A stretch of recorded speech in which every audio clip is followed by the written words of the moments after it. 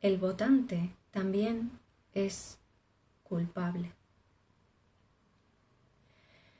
En la primavera de 1945, el pueblo alemán se horrorizaba al comprobar lo ocurrido en el interior de los campos de concentración erigidos por el Führer. Salieron a la luz las primeras cifras de judíos gaseados, de discapacitados asesinados y de homosexuales, gitanos o testigos de Jehová exterminados. A partir de ese momento, marcado por la derrota y la destrucción del Reich, quienes habían votado al partido nazi expresaron mayoritariamente su arrepentimiento. Nos engañaron. ¿Cómo podíamos imaginar que iban a perpetrar todas esas atrocidades? No nos dijeron que nos llevarían a la guerra y a la destrucción. No sabíamos las barbaridades que estaban cometiendo. En aquel momento, ni los aliados ni los soviéticos quisieron ahondar en la herida de una nación derrotada y en ruinas. Se aceptaron, más o menos, las excusas de los más de 17 millones de alemanes que en marzo de 1933 otorgaron la victoria al ya canciller Adolf Hitler, en las que serían las últimas elecciones democráticas que se celebrarían en ese país hasta finales de los años 40. Sin embargo, ¿era cierta esa ignorancia y por extensión esa falta de responsabilidad y de culpa de quienes aquel infausto mes introdujeron la papeleta del NSDAP en la urna?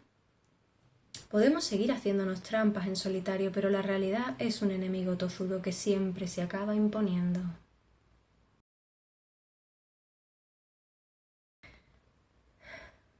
Adolf Hitler no engañó a nadie y mucho menos a sus votantes.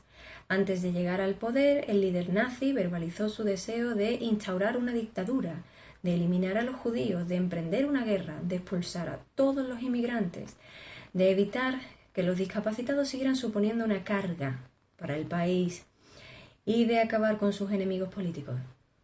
Los alemanes no solo no desconocían esos planes, sino que quienes le votaron lo hicieron, entre otras cosas, porque querían que los llevara a cabo. Y así fue. El líder nazi se limitó a cumplir las promesas que lanzaba en los mítines y a ejecutar las ideas que difundía el NSDAP en los carteles con los que empapelaba los muros de toda Alemania. 60.000 marcos es lo que le cuesta a nuestra comunidad nacional mantener a esta persona que padece una enfermedad hereditaria. Ciudadano, ese dinero también es tuyo. Podía leerse en uno de aquellos carteles que presidía la imagen de un discapacitado delante de un enfermero. Los judíos nacen criminales, no se puede reír libre y abiertamente, su rostro simplemente se tuerce en una sonrisa diabólica, rezaba otro de aquellos pósteres en los que se exhibía el rostro, con gesto forzado, de 10 hombres y una mujer, con rasgos hebreos. Hitler solo se dedicó a cumplir un programa político y un ideario que ya plasmó detalladamente en Mein Kampf. Desde 1925 esa obra estuvo a disposición de cualquier alemán que quisiera conocer la mentalidad y los objetivos de aquel líder al que podía o no votar.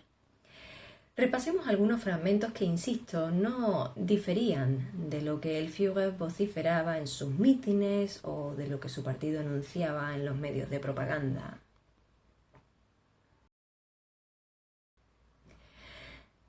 El parlamentarismo democrático de hoy no tiende a construir una asamblea de sabios, sino a reclutar más bien una multitud de nulidades intelectuales tanto más fáciles de manejar cuanto mayor sea la limitación mental de cada uno de ellos.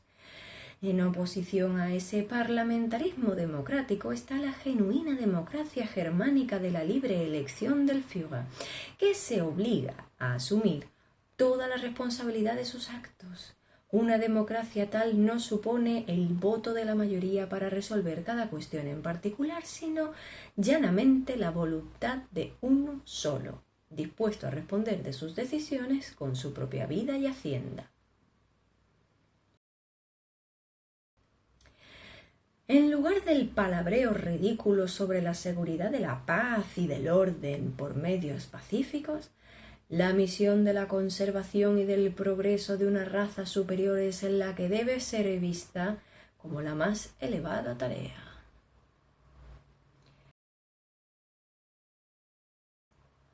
creo que al defenderme del judío lucho por la obra del Supremo Creador. Propagarse es una característica típica de todos los parásitos y es así como el judío busca siempre un nuevo campo de nutrición. El judío es y será siempre el parásito típico, un bicho que como un microbio nocivo se propaga cada vez más cuando se encuentra en condiciones adecuadas. Su acción vital se parece a la de los parásitos de la naturaleza. El pueblo que le hospeda será exterminado con mayor o menor rapidez. En el correr de los siglos ya descubrieron otros pueblos que la simple existencia del judío es una calamidad equivalente a la peor peste.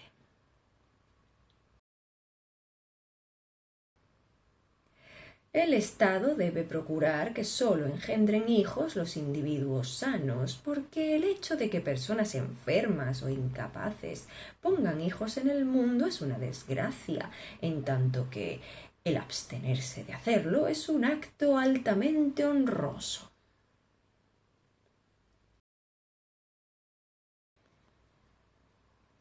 El partido nazi fue cumpliendo sus promesas ante el aplauso mayoritario de sus votantes. Solo 16 días después de las elecciones del 5 de marzo de 1933 se inauguraba el campo de concentración de Dachau. Cuando los primeros prisioneros, en su mayor parte socialistas y comunistas, aún no llevaban ni 48 horas en su interior, los nazis aprobaron la ley para solucionar los peligros que acechan al pueblo y al Estado, que otorgó todo el poder a Hitler y acabó con la democracia. En abril se dio luz verde a los primeros decretos que restringían los derechos de la población judía. Se comenzó excluyendo a los adultos de la mayoría de puestos de trabajo y a sus hijos del acceso a las escuelas o los parques públicos. En enero de 1934 entró en vigor la Ley para la Prevención de Descendencia con Enfermedades Hereditarias, que establecía la esterilización forzosa de personas que padecieran deficiencia mental congénita, esquizofrenia, depresión maníaca, epilepsia hereditaria, baile de San Vito hereditario, es decir, enfermedad de Huntington, ceguera hereditaria, sordera hereditaria, serias deformaciones físicas hereditarias. El resto de la historia es de sobra conocido. Hitler siguió cumpliendo lo prometido. Dachau fue solo el primero de la casi infinita red de campos de concentración y de centros de detención dirigidos por Himmler. De la segregación racial de los judíos y otros grupos considerados inferiores, se pasó al exterminio de millones de personas en las cámaras de gas. La esterilización de los discapacitados derivó en el asesinato de cerca de 200.000 hombres, mujeres y niños. 70.000 de ellos fueron gaseados en los 6 centros de eutanasia forzada, que formaron parte de la llamada Acción T4, que se vanaglorió en sus informes de haber permitido con esas muertes que el Estado se ahorrase 885 millones de marcos. En todos aquellos años, quienes se opusieron a Hitler fueron mayoritariamente los mismos que habían intentado impedir que llegara al poder, millones de alemanes que en muchos casos pagaron su valentía con sus vidas. En la otra orilla ideológica, alguno de los votantes del NSDAP podía sorprenderse de que su ejército estuviera arrasando Europa Occidental y la Unión Soviética.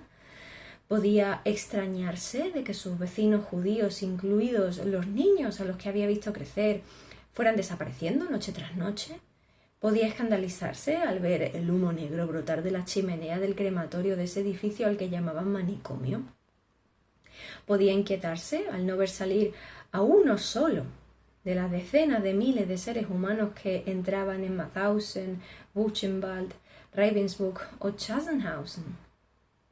Sin duda alguno sí que se rebeló, pero desde luego que no fue la mayoría. El grueso de sus votantes y no pocos simpatizantes tardíos del nazismo estaban encantados al ver cómo marchaban las cosas en aquella nueva Alemania.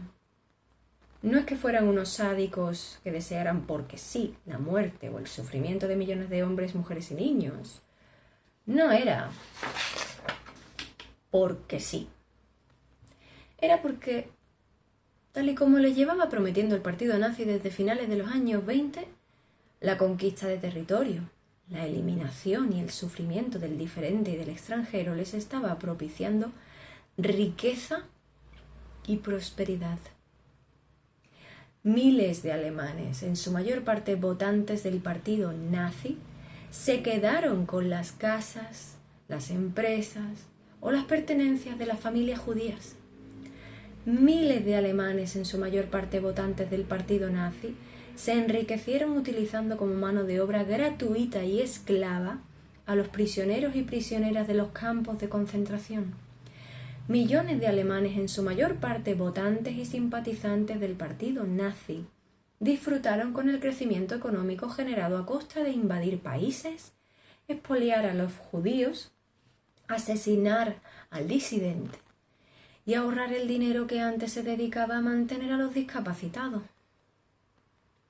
Solo se trataba de apoyar el proyecto, beneficiarse de él, no preguntar por los detalles de su ejecución y mirar para otro lado cuando se topaban con las consecuencias más crueles del mismo. El arrepentimiento y la supuesta ignorancia solo florecieron cuando las victorias fueron dando paso a las derrotas. Cuando la prosperidad desapareció y la miseria comenzó a llamar a las puertas de sus casas. Es obvio que ese egoísmo, tan humano como despiadado, no había sido la única causa que les empujó a votar al NSDAP. La humillación que sufrió su país tras la Primera Guerra Mundial, la crisis económica o el desencanto con los partidos políticos tradicionales remaron en la misma dirección. Es por tanto imprescindible conocer todas las razones que permitieron alcanzar el poder a un partido como el que lideró Hitler. Y una de ellas es la responsabilidad, la complicidad y la culpabilidad de sus votantes. Lo sabían y lo saben.